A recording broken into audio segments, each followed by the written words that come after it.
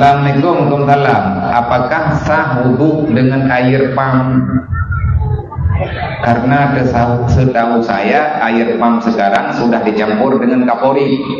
Manya terjadi kakon lagi itu kata tung itu bayang kapori nya aja sebagai di bayang iya. Cuma hanabe tapua. Ibi bejut zat pengaman. Hanabe kapori, hanadu, hana menjembu. Sebab iya baru hanya tak pakai keli kedamu sunyi menyata berubah apa sifat.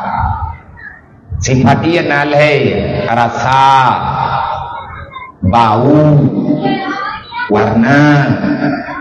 Salah sabuh daripada leh macamnya kata tumai. Warna kakali warna iya.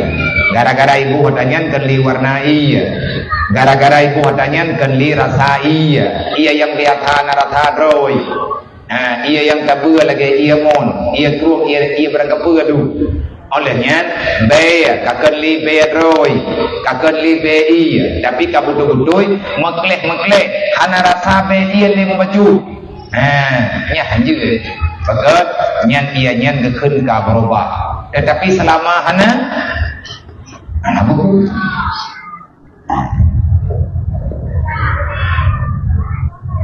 manya tegedi tak pegah hanje gara-gara kaili ilang pipa pagi teman ia langon tak puli ilang ulah. Artinya yang jangan hilaf wasaf mutlak air.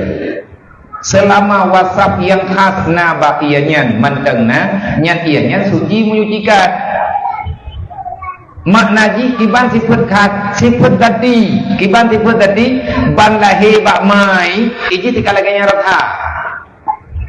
Artinya ban tatume ianya tika laganya ban tatume ia laganya merempak ia mon tanyo takuh mon kacok cangkoi takuh tanyo merempak ia warna 3 setrum 66. Adapun lagi setrum capetu. Ia setrum merempok lemon. Mameh hiu. Tapi dari langkana itu baik. Hana tak jampu tebu. Je.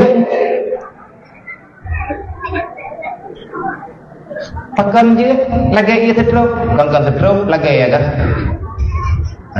Kan kadang napa beri setrum pada hiu. Oh nya hana merempok perintah you. Nyan sama lagi ia laut mentin. Ia pula kayak go kira sampai mentin. Anjir tu karena kabarobah kan li lagi dasar daripada kejadian roh.